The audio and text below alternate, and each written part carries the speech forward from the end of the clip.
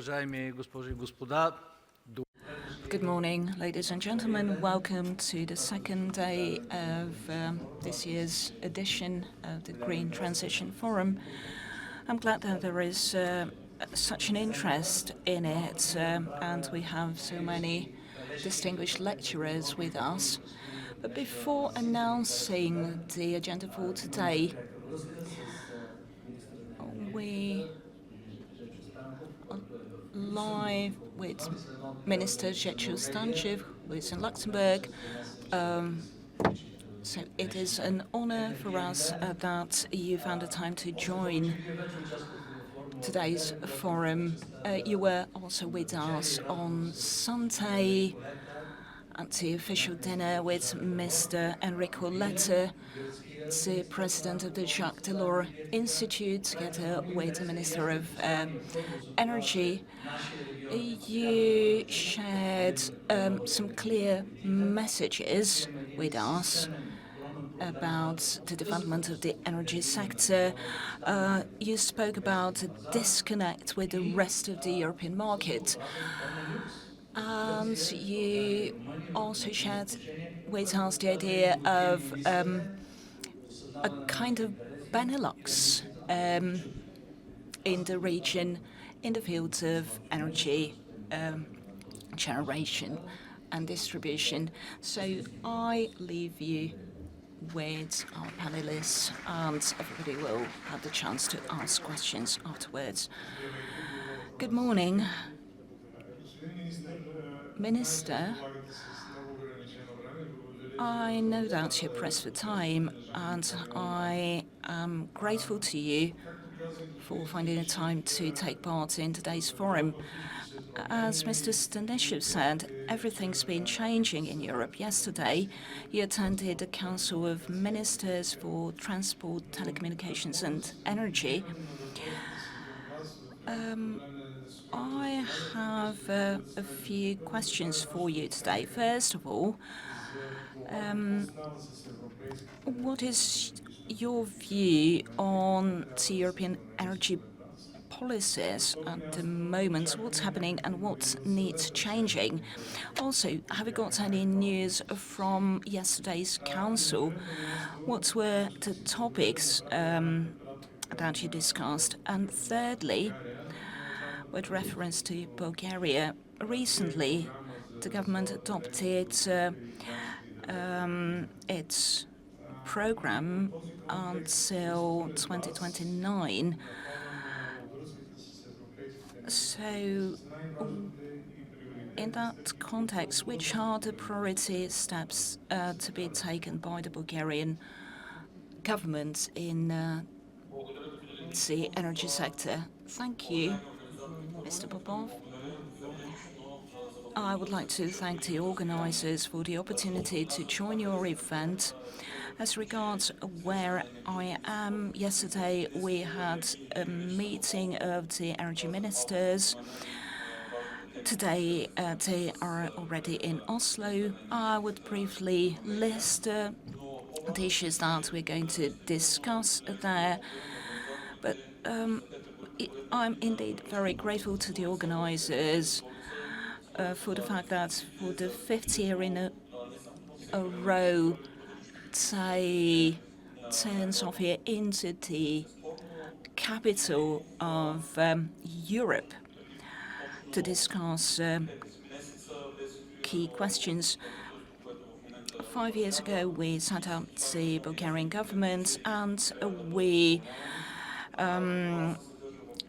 decided on our objectives. These are contained in the Council of Ministers program. First, I would outline the measures addressed to Bulgarian citizens. In the past 3 months, we signed 1,500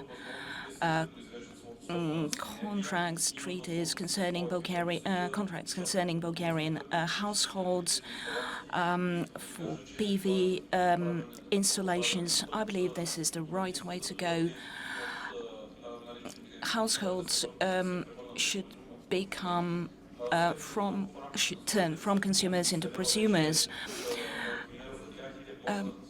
As prices have been going up and they pay upwards of 40 levs per month for their energy. We need to consider energy poverty. It is very important to support households so that they can avail themselves of the green energy they themselves produce.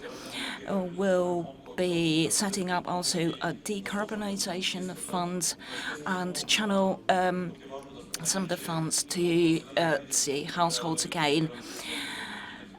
We have to also think about energy efficiency. We are talking here about the energy efficiency of buildings, small family homes, and especially those inhabited by households threatened by energy poverty. I'm sure that today you'll be talking a lot about competitiveness and preserving the competitiveness of Bulgaria and the EU, but also the security of supplies. If you ask our Portuguese or Spain colleagues which the most pressing issue is, they would perhaps tell you that they're worried about power cuts. At the ministers' meeting, we discussed what happened in Western Europe, and we saw what happened also in Northern Macedonia just a few months ago. Bulgaria is a pillar of energy stability in the region, but when it comes to investment, in order to ensure energy security in the region, we have to implement projects to ensure that low energy cost in the morning can also be spread throughout the day. Energy efficiency is all about households resting assured that they're not going to be paid too much.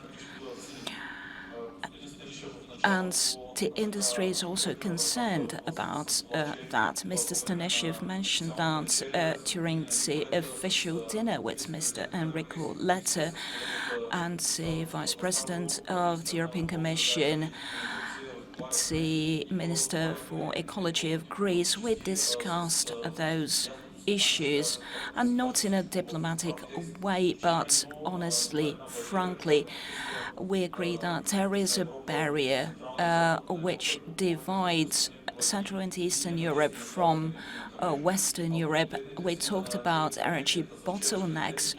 If you look at energy prices for yesterday, you'll see that in France, the prices were twice as low as in Hungary, for example. This is something that we need to try and overcome. We need to channel some resources for that.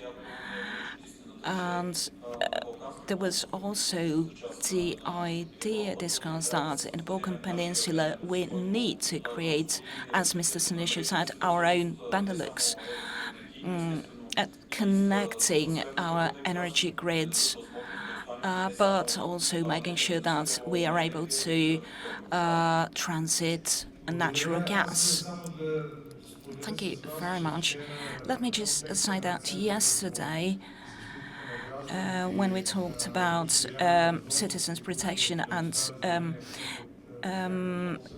increasing opportunities related to the green transition, there was the round table on the energy characteristics of buildings, with the participation of the regulator and the businesses. So it will share with you a summary of this roundtable discussion, and I hope that this is going to be of help in your own work and decision making. I understand that you're pressed for time, so I'm really grateful for your participation, but your deputy, Ms. Petrova, is here. Yes, you'll be left in her safe hands, and I'm sure that she'll be able to share with you the most important plans and our vision for the future. Our team is very motivated and will be working hard to achieve our goals. Thank you very much.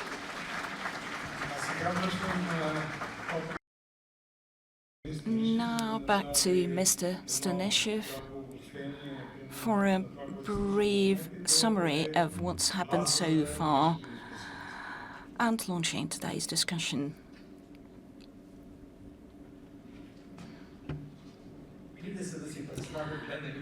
I tried to picture our Benelux. Perhaps we should think of a suitable name, but what matters is the content, really, not the name. I'm not going to waste your time. We have very competent panelists. I'm not an expert in energy. But let me say something. Sometimes we make a mistake believing that energy is just a sector of our economy, but that's actually the hub. It's a pillar, and energy prices have an impact on all the rest of the economy. If we think of how much energy we use in our homes for various kinds of domestic appliances, you know how we feel when our mobile phone battery is flat and we cannot charge it.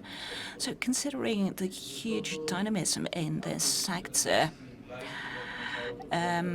it's important to think about the future. In the 19th and 20th century, it was cold. Then we had petrol and natural gas.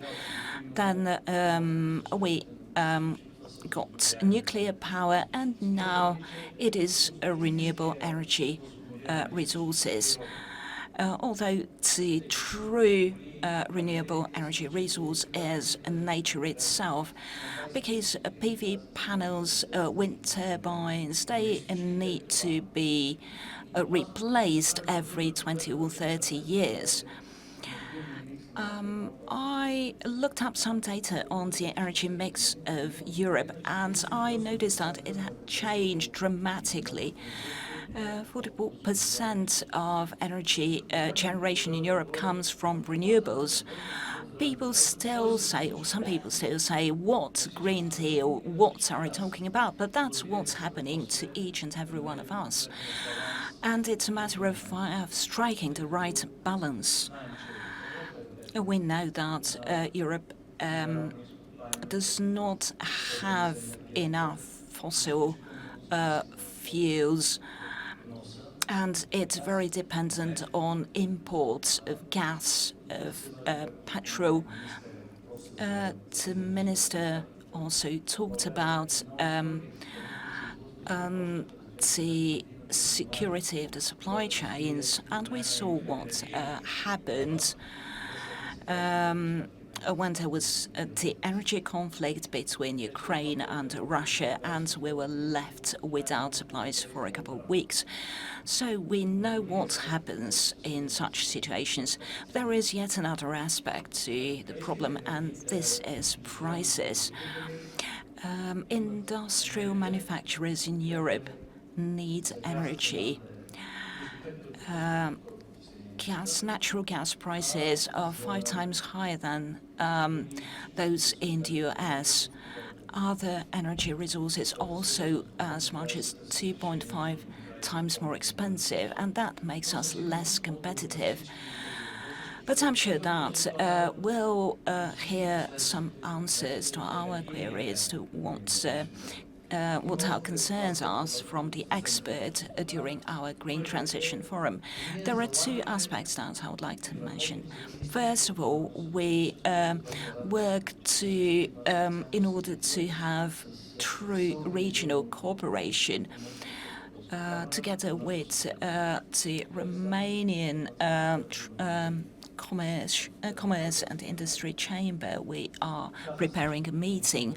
I looked up Romania on the internet, and it turns out this is the second largest trade partner of Bulgaria, and there is huge potential for growth.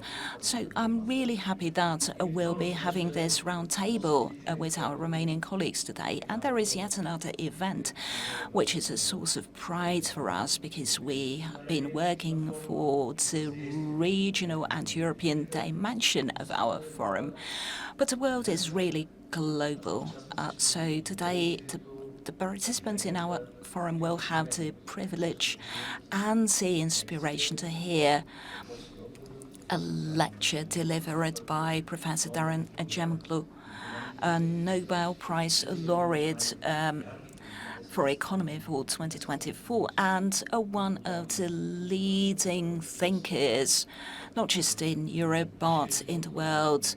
We're talking about how technology has been changing our lives and the role of regulations. So thank you very much.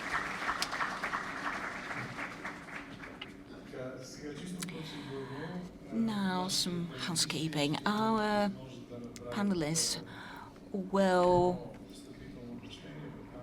have the chance to start with a brief intervention. Then Maria Petrova would briefly summarize the issues raised from the Bulgarian perspective. In the context of what Mr. Stanishev said, let me just remind you of 3 points that he raised: prices, security of supplies, and the question of the environmental impact. When we talk about energy policies, we usually consider that aspect, but we should probably highlight it even further. Therefore, it is my pleasure now to turn over to Ms. Kumi Kitamori, Deputy Director at the Environment Directorate of OECD. Perhaps you know that Bulgaria is a candidate member of OECD. We made a very important step back in 2024 by becoming member of the Atomic Energy Agency, which is an agency under the umbrella of OECD. Ms. Kitamori, your responsibilities include the environment and the connection to the energy sector and the rest of the economy, which is quite natural. So could you please tell us briefly what you have been doing in that respect? And I also have a very specific question. Within OECD, you have been implementing an environment-related program. So, have you got any responsibilities in the context of this program when it comes to the candidate member states and their accession? Thank you very much for the question, and I'm very happy to be here to participate here. Maybe I start with just a few words on the OECD. As mentioned already, Bulgaria is a candidate country. At the moment, we are in the process of accession evaluation or assessment rather of Bulgaria, Croatia, Romania from Europe, and also from South America, Peru, Argentina, and Brazil, and from Asia, Thailand, and Indonesia. It's a rather long process, and what does acceding mean? And probably not dissimilar to that to the European Union. OECD has a set of different legal instruments, and they're usually in the form of recommendations, legal recommendations in different policy areas.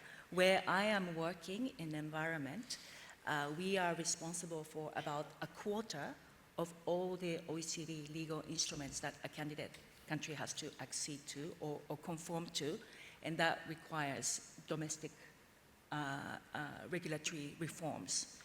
And I'm happy to say that at least for my area, for an Environment Policy Committee, Bulgaria is quite advanced in the sense of assessment, and that technical part is finished. There are other policy areas that are still ongoing. So I'll just stop there on this issue of accession. But more generally, on the topic for this panel on energy resilience, Environment Directorate at OECD, we've been quite busy working on how to promote investment in renewable energy. As an economics-based organization, we work a lot on, of course, environmental policy, but often from more economic and financing perspectives.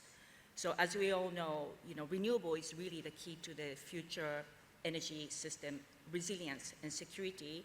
And as we know, it's a matter of diversification. It's a matter of decentralization, so that we don't rely on just a more centralized source.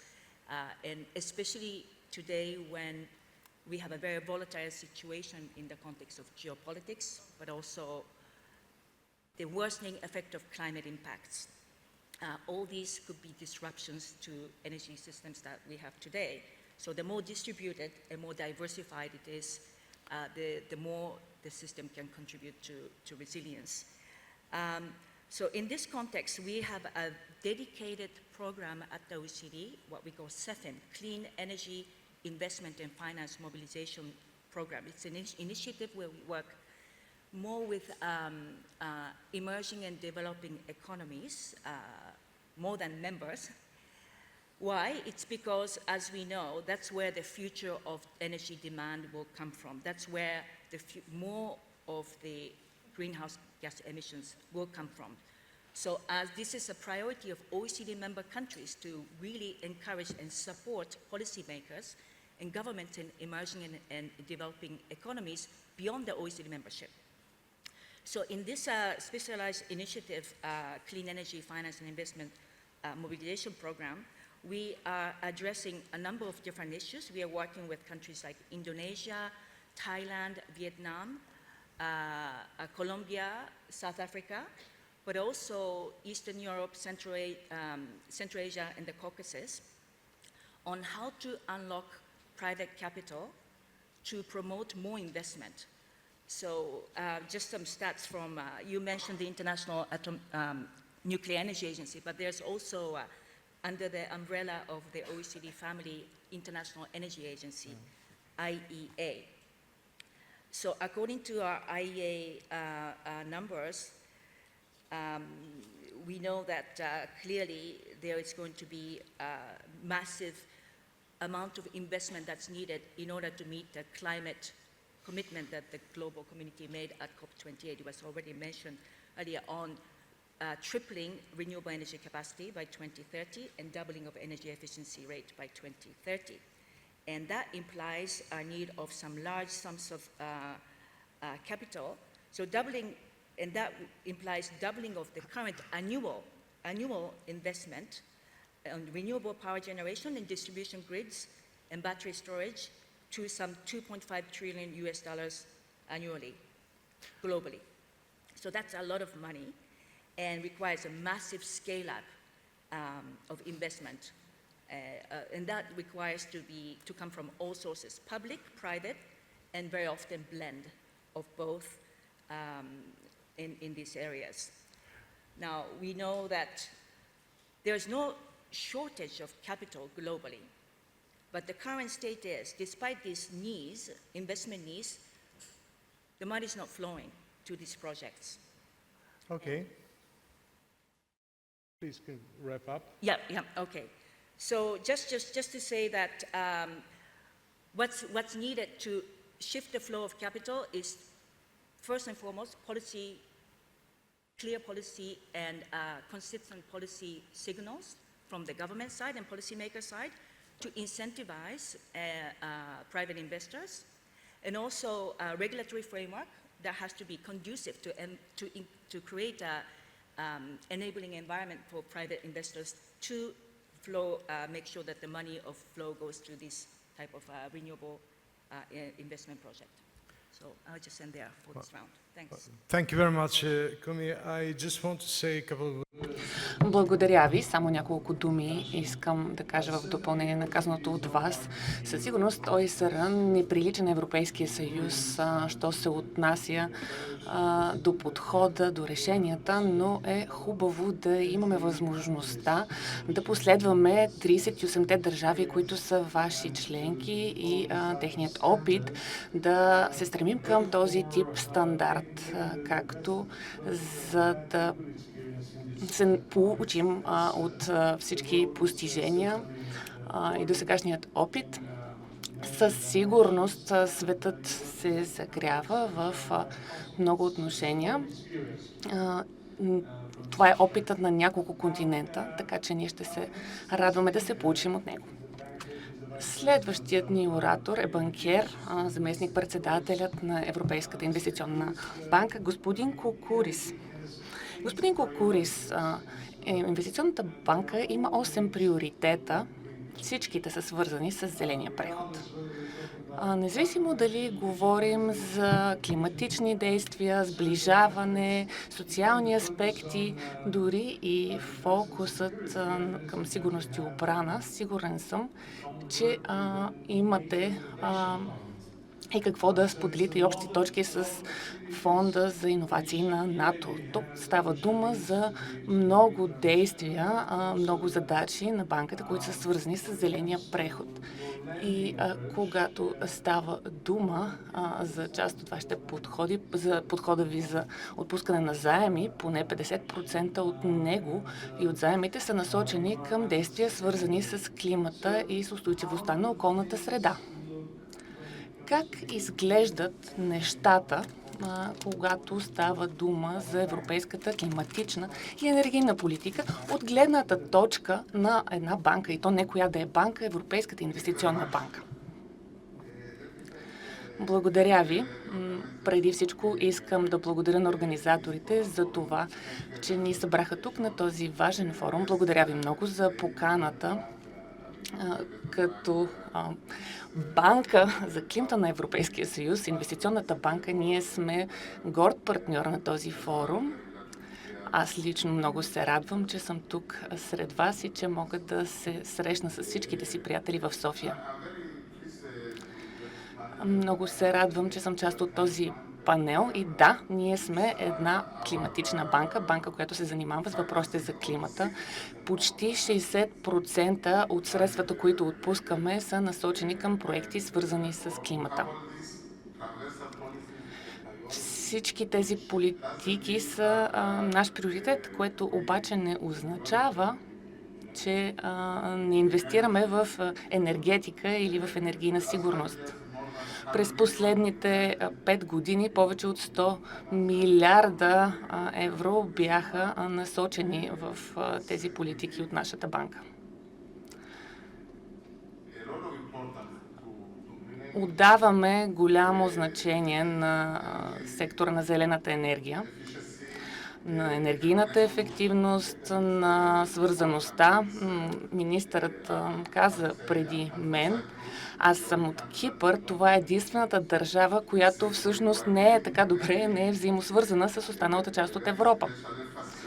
Така че за мен е особено важно да говорим за свързаността и с Гърция, но в момента междусистемните връзки в Европа не работят. Миналата година гръцкият министър-председател спомена, че системите не работят и има много голяма разлика в цените на енергията в различните държави.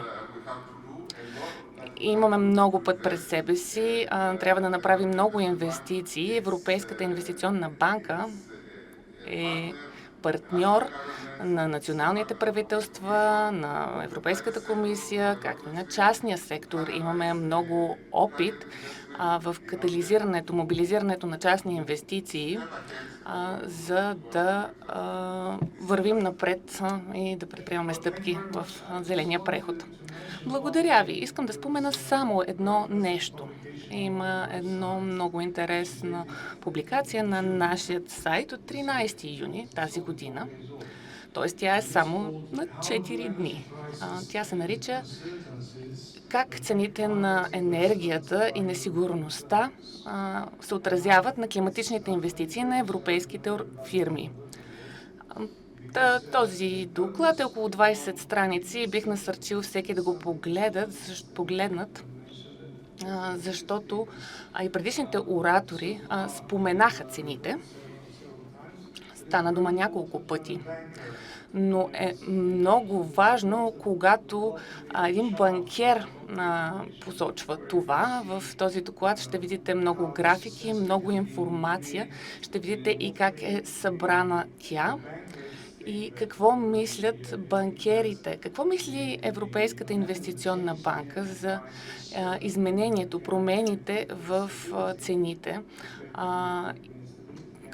Как може то да се отрази визави политическата стабилност на инвестициите?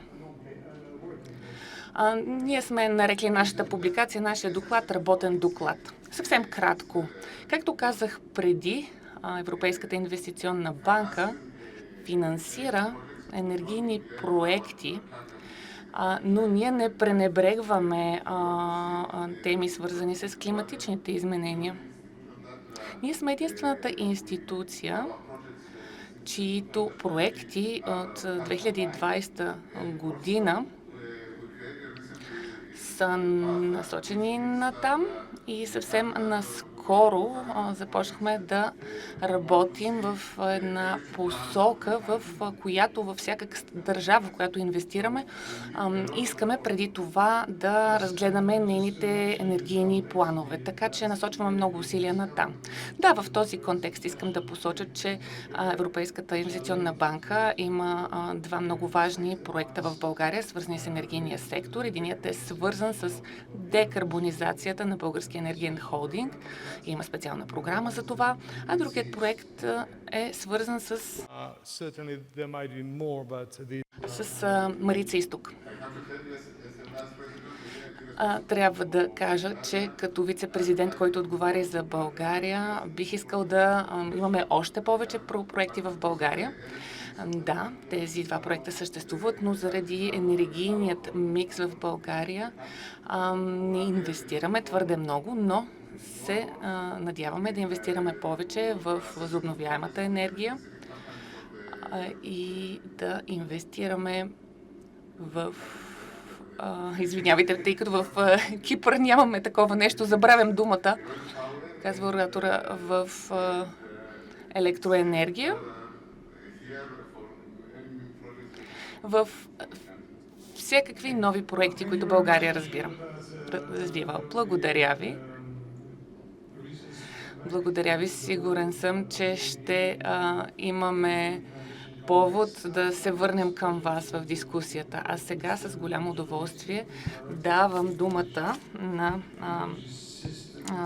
господин Лукаш Кулински, който е директор за зеления преход и интеграцията на енергийните системи в Генерална дирекция енергетика на Европейската комисия. Господин Кулински, всички гледат към комисията. Припомням, че през последните 13 или повече месеца, 15 месеца от април миналата година, имаше 4 ключови стратегически документа, публикувани от комисията. Един е доклад от април миналата година, разбира се, доклада на Марио Драги за конкурентоспособността. Имахме и зелената промишлена сделка, зелен промишлен пакт от март тази година. Така че въпросът ми към вас е какво следва? Какво очакваме да последва практически в практически аспект от комисията? И ще ви бъда благодарен, ако може да засегнете и два други въпроса. Единият е свързан с регионалното сътрудничество, особено в Югоизточна Европа. Тук в скоби казвам, че доклада на Марио Драги не беше насочен към нашият регион, което е особено, бих казал. Вторият ми въпрос е свързан с една област, която е от особен интерес не само за България, но и за цяла Европа, именно развитието на мрежите. Има план за европейските мрежи Ще има още инициативи в тази посока, а и само ще посоча, че следващият ни оратор представлява един от българските системни оператори. Той ще слуша думите ви много внимателно. Благодаря ви преди всичко първо за поканата. С удоволствие присъствам на този форум. Първо ще отговоря на общия въпрос. Мисля, че както господин Станичев посочи, достъпността и сигурността на енергията излязоха като приоритети на нашата дейност през последните няколко месеца. Това е много важно, но което спомена и господин Станишев е, че има рекорден обмен на енергия в Европа, което би следвало да сваля цените.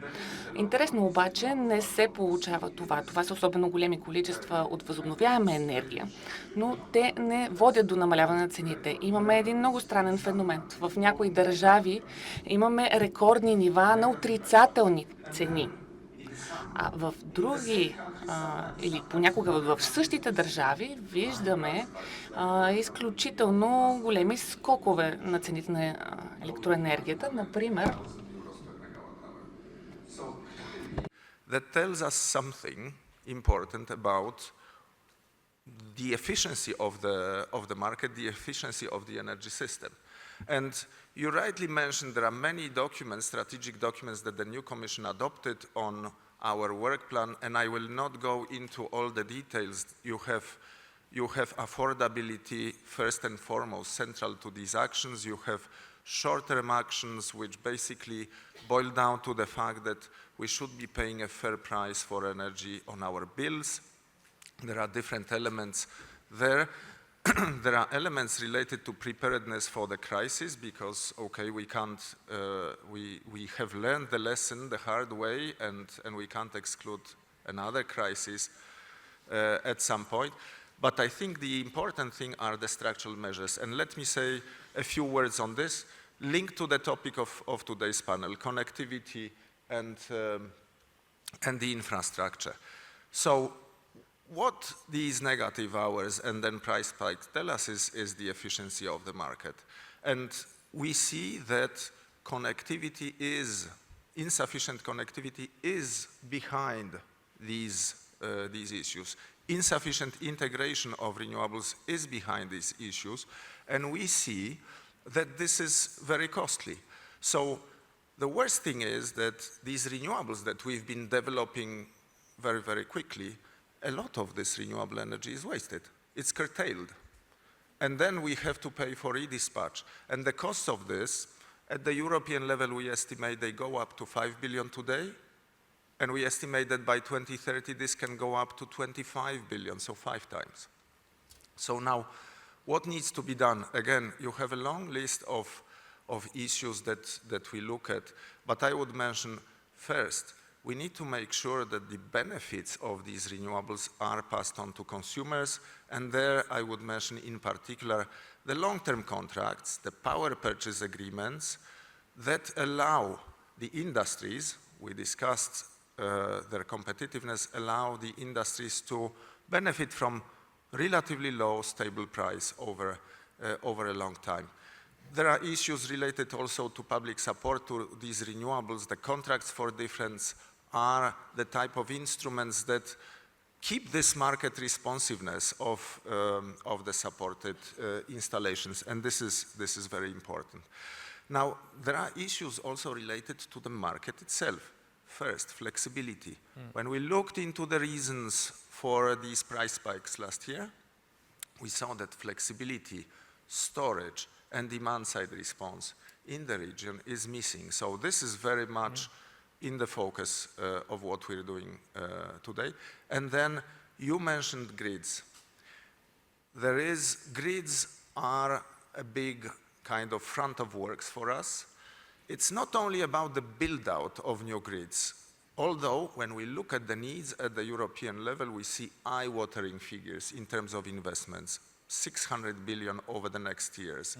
But before we build out the grids, we need to use the existing grids much more efficiently. That can increase the the flexibility of the market without such big investments as for building out grids and without waiting time, which is very long.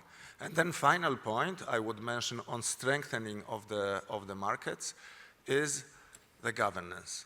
I mean, yes, we do have the most integrated electricity market, at least in the world, but we still see quite a few bottlenecks, including at the decision making. We see that some decisions with cross-border impacts are taken without taking these impacts into account, are taken, for example, at the national level. And this is something that we want to address.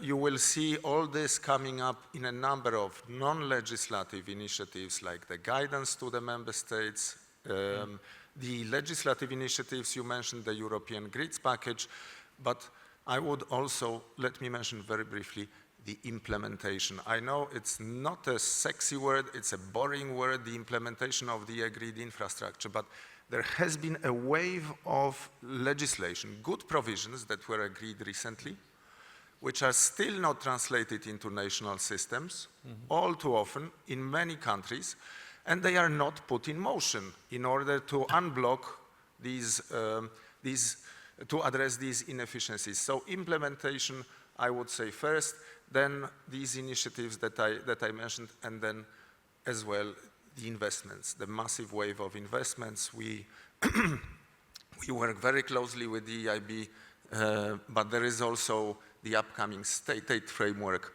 for the Clean Industrial Deal, and there is the upcoming multi-annual budget of the European Union. And obviously all this will play a role, but as was mentioned, private investments are needed for most of it. Well, thank you very much. I am tempted to recall something which I mentioned during the meeting with Mr. Letta, which was yesterday morning. I think that we are all looking at the Commission because you have the most powers as to show the way forward. But the first key question which needs to be answered is, will it be more centralization, more regulation, or more liberalization?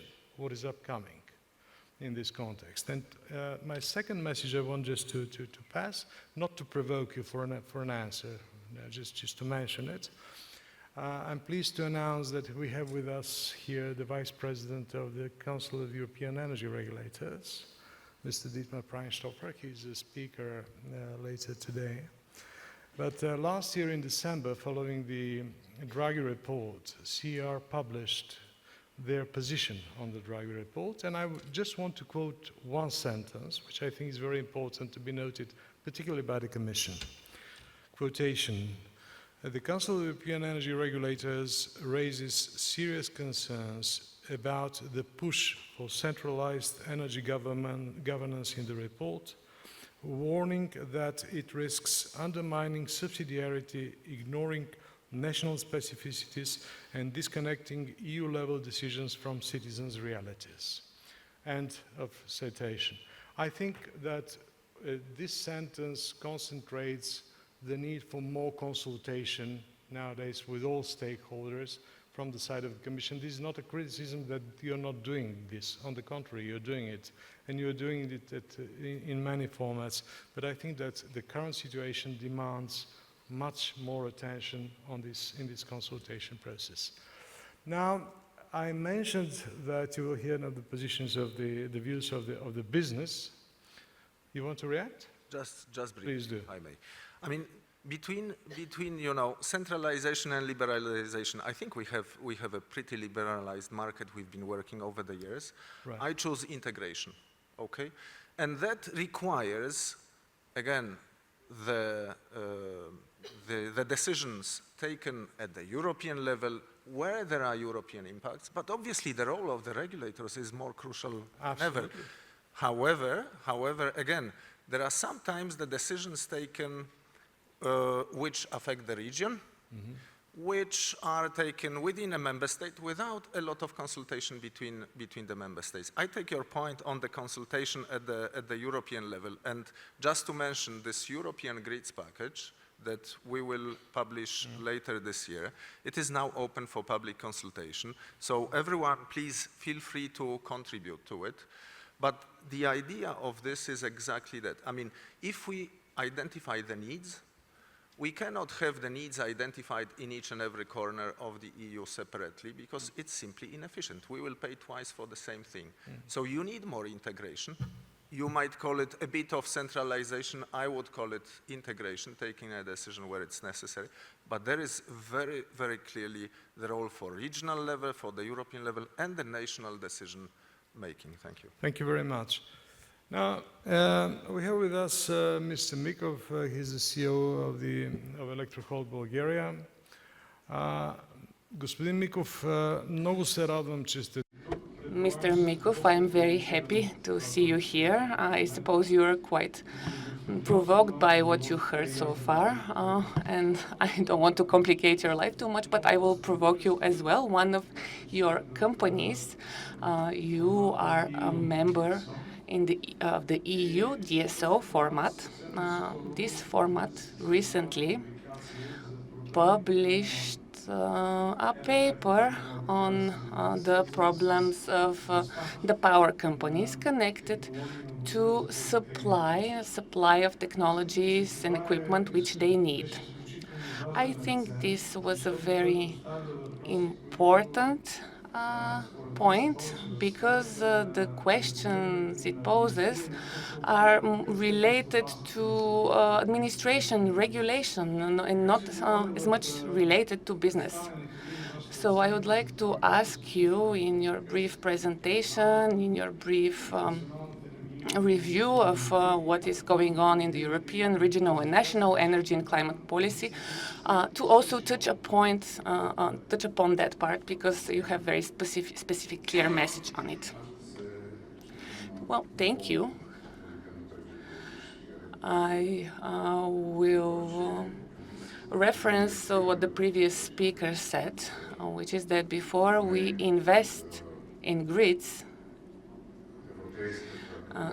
because grids, at least on a European level, have been quite forgotten. They are the forgotten participant in the energy transition. However, before we invest in them, we have to make good use of the existing capacities. At least in Bulgaria, the existing capacities have been exhausted.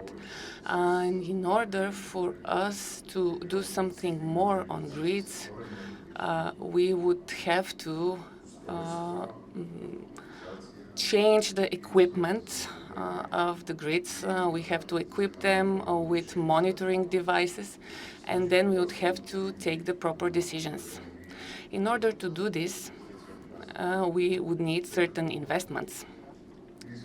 Since we have inherited a certain paradigm of energy production and consumption, which was effective for at least 150 years, it used to work in a certain way. The development and the access to renewable energies, especially photovoltaics and solar energy, leads to the fact that our grids, our equipment is not reciprocal to this. It cannot make use of solar power in particular. It is quite outdated. So, if in the future we want to have affordable energy supply, secure supply, and quality energy, we should invest first and foremost in rehabilitating the current infrastructure, which is at least 45 to 50 years old. These are numbers for Europe in general, but in Bulgaria, infrastructure is even older. We need to invest in digitalization so that we can upgrade them. Currently, we cannot save energy within the grid, and this has to change. And what we also notice is that even if today we had the funds to make the necessary investments, we would face two challenges.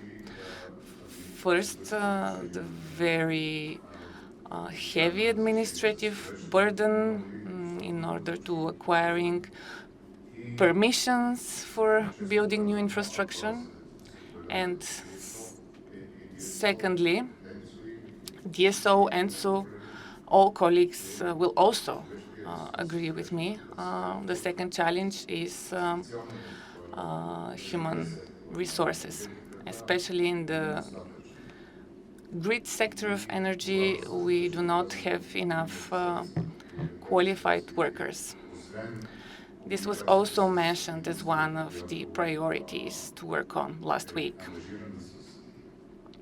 Besides communicating with the industry, which is responsible for supplying us with modern quality equipment, which are also environmentally safe and friendly. Let me give an example with the hexafluoride, which we use in transfer. There is a directive or a regulation which forbids the use of this chemical in the coming years, which has not been implemented in Bulgaria. There are many uncertainties whether we will be able to receive these new devices, the new equipment that will allow us to comply with this regulation. We do not know their prices. Planning and developing the grid is a long process. We cannot react very quickly. Unlike investments in renewable sources, because especially when it comes to solar power, the processes there are quite accelerated.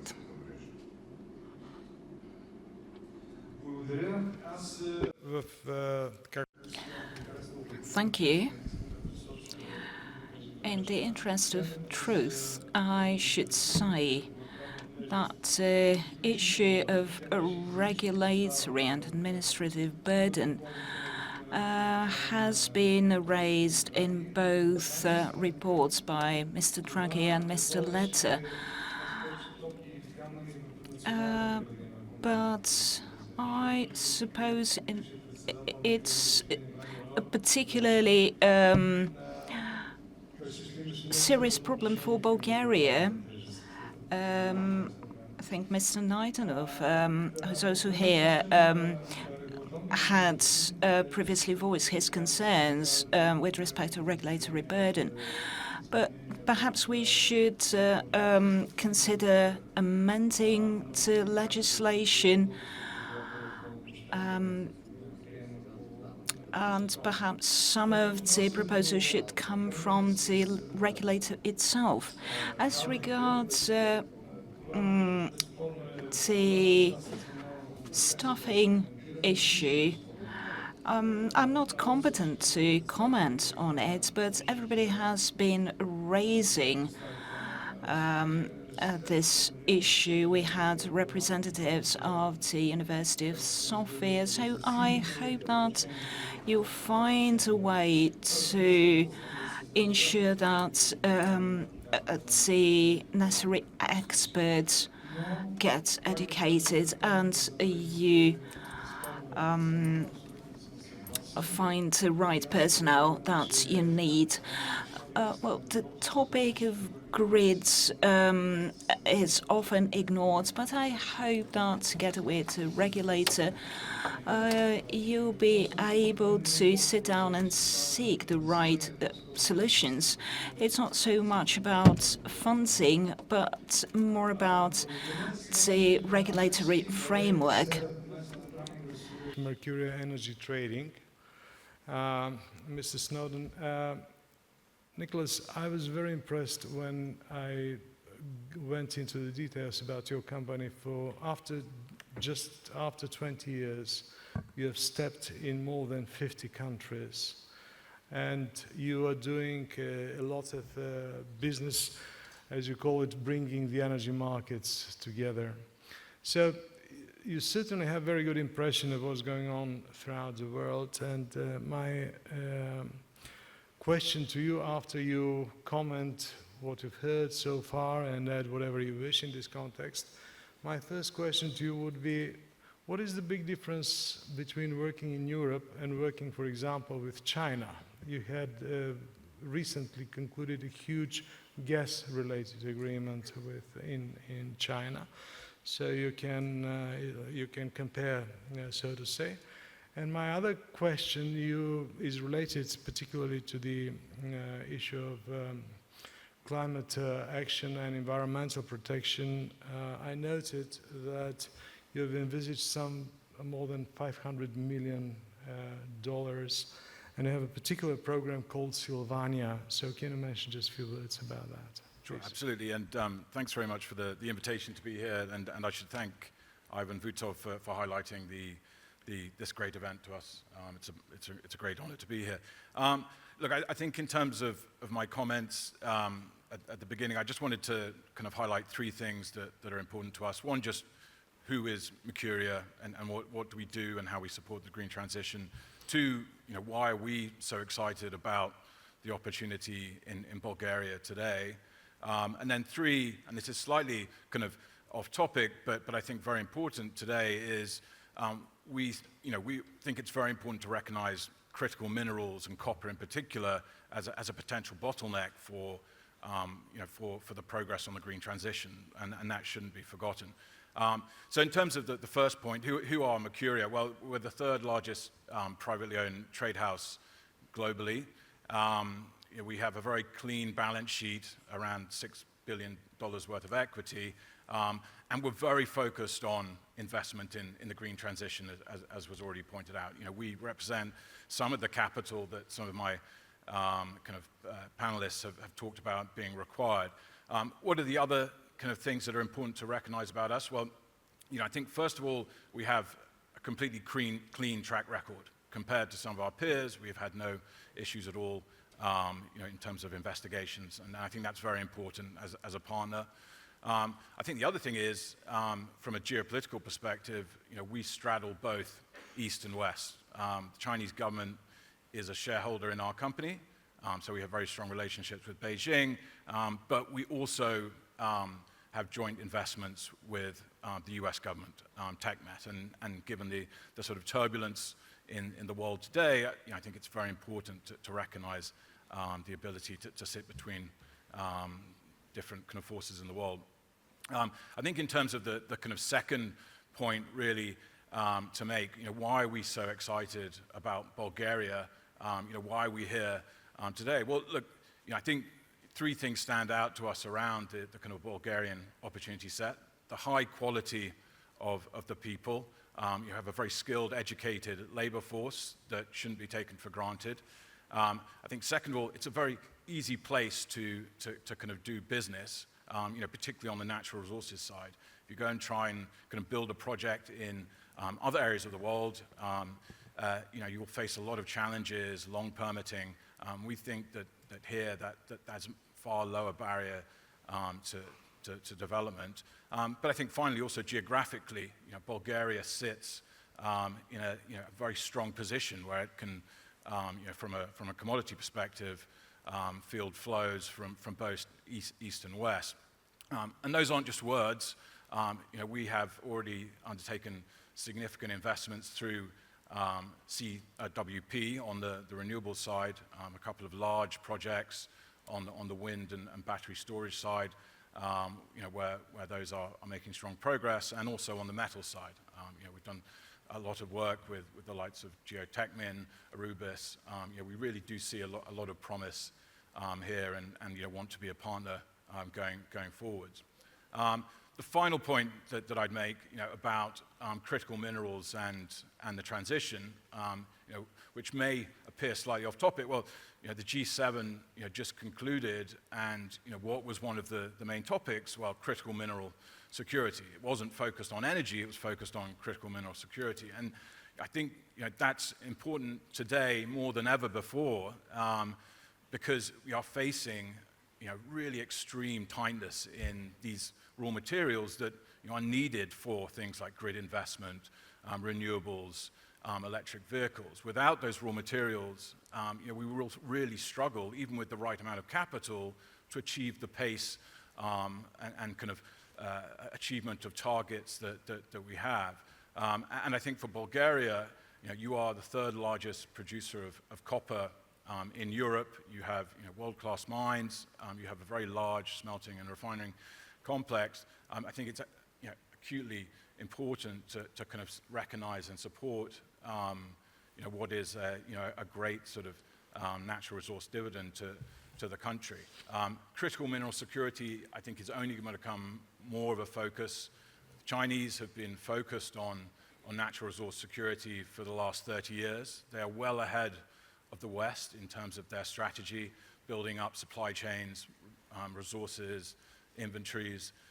The new administration in the US is clearly very focused on this topic. We're already seeing very front-footed moves to invest in mines, both in the US but also in other countries, particularly Africa. And I think it's really important that Europe, and Bulgaria included, recognize that these other forces are at play, and we really need to sort of support what we have here. But overall, look, we're very excited to be here. Very focused on the transition. We have capital to deploy, and we look at Bulgaria as a great opportunity for some of those investments ahead. Well, thank you very much. We're also very excited to have you with us today as a representative of your company, but also the company in principle, because you have so many activities. I just want to touch also on the issue that you're doing some financial consulting when it comes to lowering costs. You're working in the waste management area, not to mention the energy efficiency in all its varieties and all that. So it's really good to have such a vast growing investor in so many areas which are all linked to the topic of our forum. So thank you very much once again. The last speaker on our panel today is Mr. Rob Dobbins. We know each other for quite some time. Things have changed in between. It's very nice to see you again. I think that OMV Petrom, your company, is one of the symbols for regional cooperation, if I may say so, in practical terms. I just want to open a bracket here and to say that at this year's edition of the Energy and Climate Diplomacy Journal, which is already online, this is an edition of the Diplomatic Institute of Bulgaria, we have an article by a member of the board of OMV Petrom, Mr. Frank Neal, which is called A Road to Successful Energy Transformation in Southeastern Europe, Electricity Market Coupling and Gas Supply Diversifications. So, in this context, particularly when it comes to gas supply diversifications, we are also very much looking as a country towards OMV Petrom. So can you please comment on what you heard when it comes to the overall European energy and climate policy, but also if you can say a few words about your focus in the Bulgarian Black Sea area. And also, there is one specific topic which is very sensitive in many countries. It concerns the offshore activities, offshore projects. So what is your assessment of the developments of this type of projects from economic and social perspective? Just to tell you that we also had some debate in Bulgaria about that, but you certainly know about it. So please, you have the floor. Yes, thanks for the nice introduction. Great to be here, and excellent to hear the remarks and comments from the panel. there's a common theme here. It's security of supply and diversification of energy, and that's a real focus for our company. By way of introduction, my name is Rob Dobbins. I've worked in the energy sector for nearly 20 years. I've been with OMV Group for over 15, working primarily in the oil and gas sector, primarily offshore, New Zealand, UK, Norway, and very recently now in the Black Sea, Georgia, Bulgaria, and Romania. OMV Petrom, as you know, is the largest integrated energy company in the region. We have a strong focus on really trying to supply energy to the consumers in the region, a stable, secure supply, not just to the consumers on a retail basis, but at a corporate level too. We're fully integrated, so we're a very strong gas division, looking after gas supply markets, selling gas, and also you can see it through our supply of products and the filling stations you see on a daily basis. Yeah? The company itself, apart from having a strong focus on making sure we have a stable, strong supply, we're trying to support the energy transition. And we see gas, particularly, like the EU, as a transition fuel. This transition fuel will become really critical for all the countries in the region. This is a region which is going to experience growth, high GDP growth, greater than the rest of Europe, and energy is going to be required. This gas supply will support also the energy transition and perform a nice pathway into the future as we reduce overall hydrocarbon consumption in the future. I'll mention a really key part of this strategy, the strategy to grow regional gas. You can see it in one of our flagship projects in Romania right now. We're working on the Neptune project, which is 50% of the way through execution, with first gas expected now in 2027. And this is really a transformational project. This is one that's going to really secure supply in the region. It's got significant financial benefits for Romania and supports with the diversification of the portfolio. It's not just for Romania, by the way. This is a regional project. It will support the countries in the area and also into Europe as well. I think if we circle back to where we are today in Sofia in Bulgaria, we're also trying to do the same in Bulgaria. Yeah, we've been part of a license offshore, the Han Asper license. We've spent 400 million euro already. We expect to spend another couple of €100 million in the next 12 months. And as we mature the project, we'll end up spending billions of euro to generate a project similar to Neptune in the Bulgarian territorial waters. This license, by the way, is a little bit further offshore. It's over 160 kilometers offshore, but we're very keen to make sure this happens. And this type of project also can have transformational benefits for the country and for the region. This type of project brings a security of supply, which the minister pointed out, and many people here have also pointed out, but also that diversification that will support the country's move to a more sustainable future. So it's very, very key. I will also add that it also will bring financial benefits to the country. We're talking about a project which will bring tens of billions of euro of GDP to Bulgaria, which can be recycled back into the economy to further promote the sustainability efforts. I think one last comment, which I think is really, really important for this concept, this idea, and how this can move forward, is these are difficult projects. We're very competent at it. We've got lots of experience to delivering them. But what underpins these projects is the collaboration with the government. It's very, very vital for these projects that occur over decades that we've got stability in the fiscal systems and stability in the regulatory environment for these to happen. But we're very excited to make these projects work, and we look forward to doing it in the Bulgaria side as well.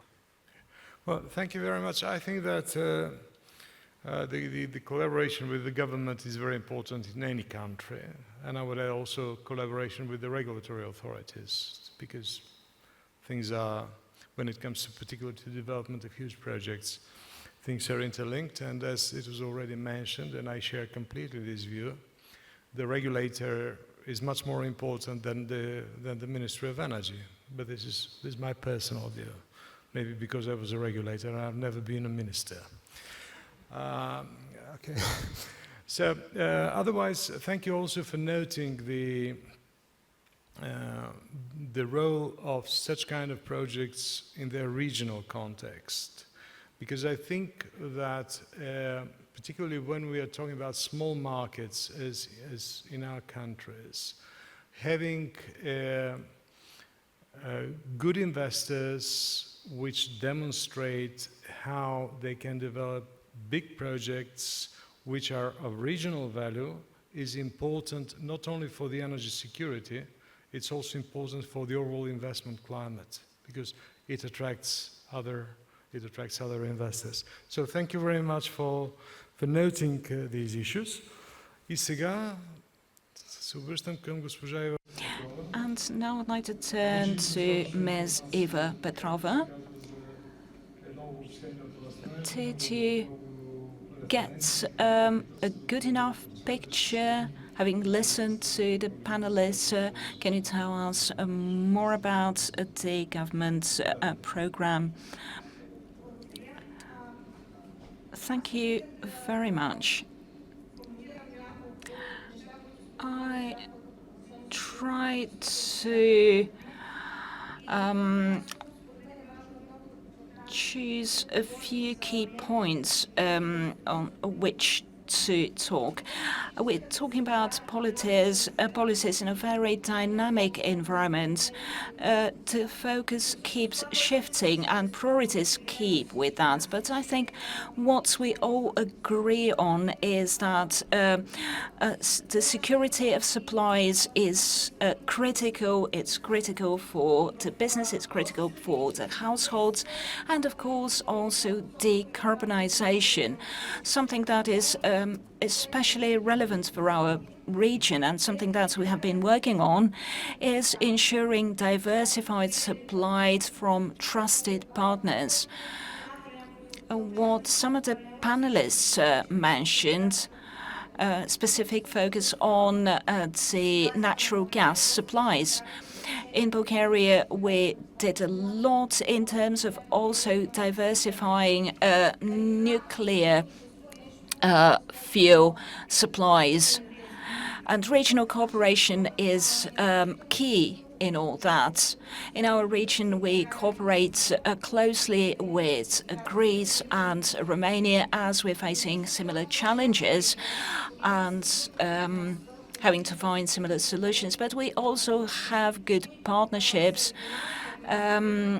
regional in nature, but they can also be seen within a wider pan-European context, and also investment in grids. Bulgaria has a very good grid connectivity, but it turns out that it's not sufficient, and there is a long way to go in terms of inter-system connectivity. And something else that we work together with the energy transmission operator and the distributors is on increasing the capacity of grids and their digitization so that they are ready for the future and are able to cope with all the challenges of the transition. Investment demand is huge. We cannot only rely on public resources. We focus on public-private partnerships and mobilizing private capital. Financing requires complicated structures. We see new ownership models and new ways of operating the infrastructure, and all that also requires amending the regulatory framework so that all the projects can be implemented on time. I also believe that's important to work on simplifying the current regulatory framework and relieving the administrative burden, something that we have been working on in the process of accessing OECD.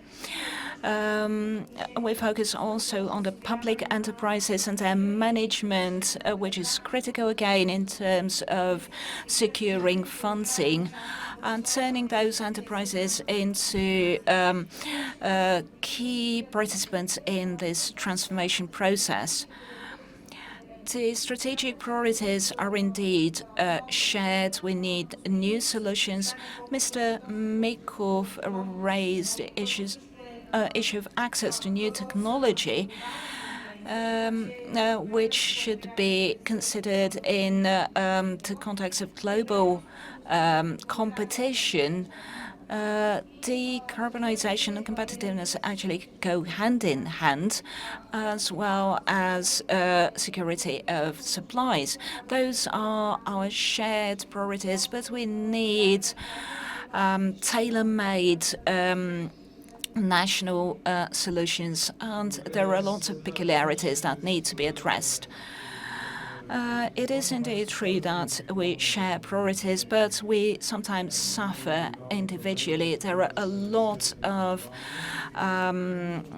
national and regional problems that need to be tackled separately. To European legislation and European policies, they set up a kind of a framework, but they should be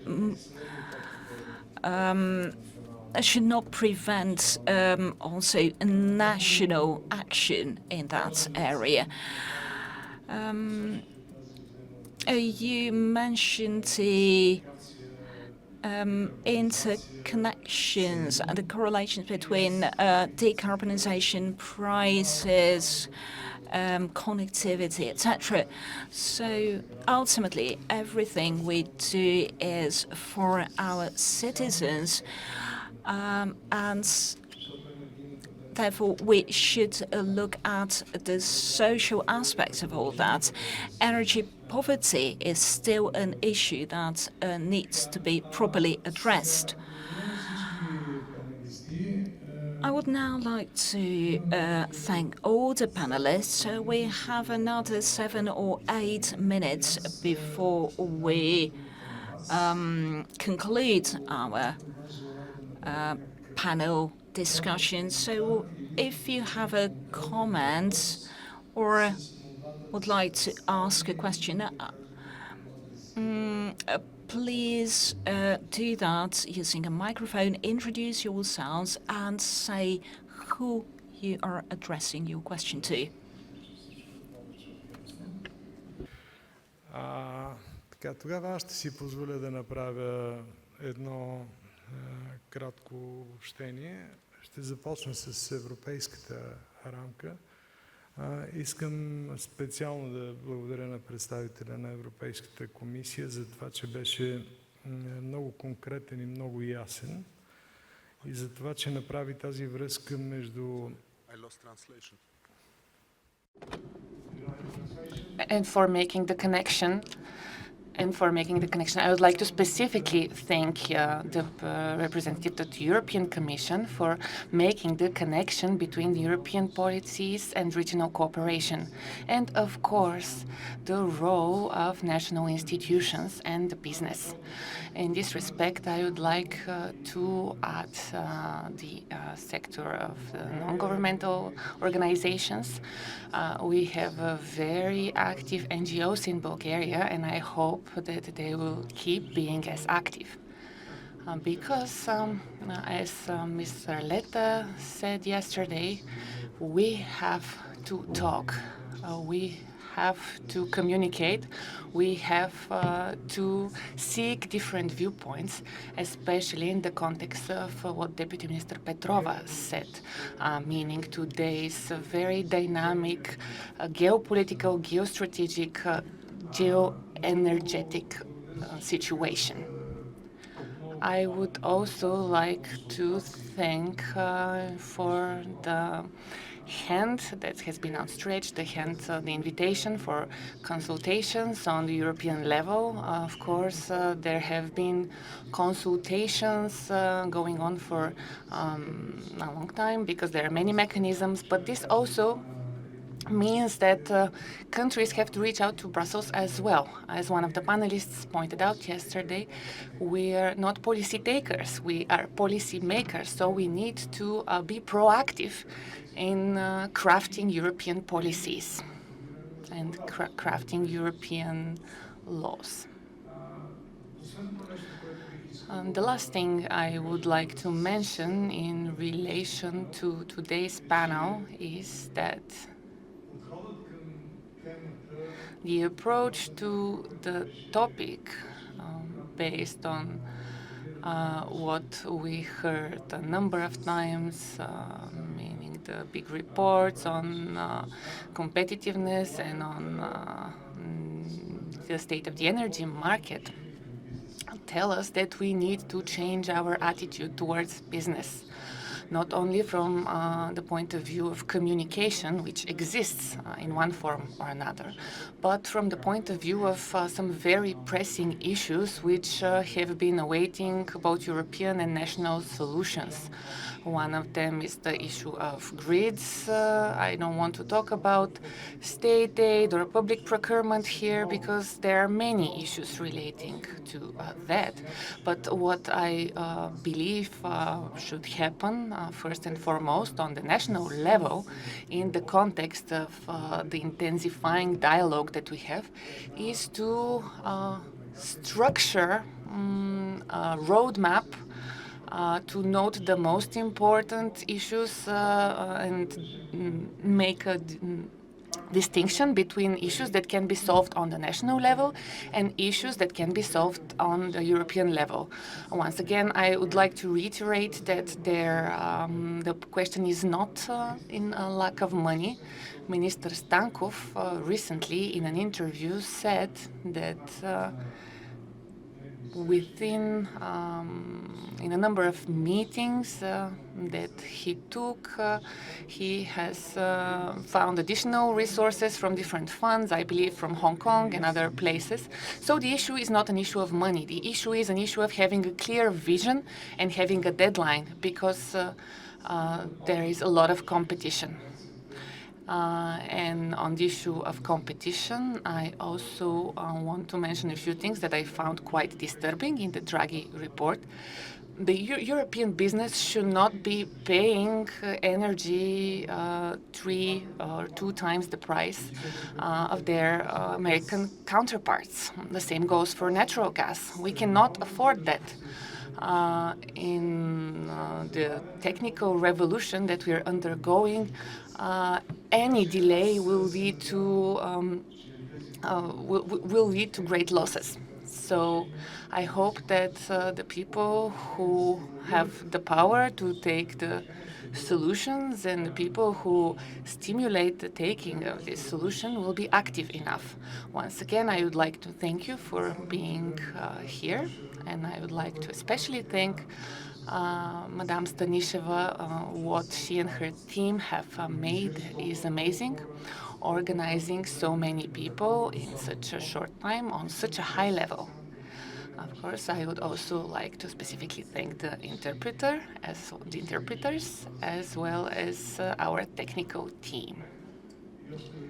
Once again, thank you to our panelists. Have a nice day.